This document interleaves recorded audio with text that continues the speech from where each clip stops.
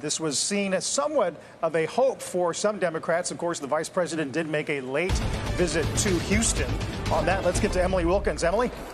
Hey, Carl. Democrats were really crossing their fingers on Texas. At the end of this race, they actually poured a couple $1 million into that because Democrat Colin Allred seemed to be doing really well in the polling. He was closing that gap. But I don't think it's a huge surprise for anyone that Senator Ted Cruz did win this one, especially given how well Trump performed in the state. And what this really means for Senate Democrats is that any opportunity for them to pick up a seat, that door just firmly shut. What they're going to have to do now, if they have any hope of controlling the Senate at this point, is to hold on to the seats that they currently have. And if you look at polling right now in Ohio, Sherrod Brown and Republican Bernie Moreno are really neck and neck.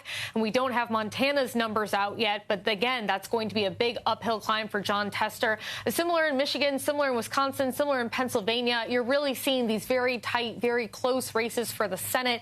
And at this point, a lot of folks kind of assumed, I think, that Republicans would eventually control that chamber. Of course, nothing is over till it's over.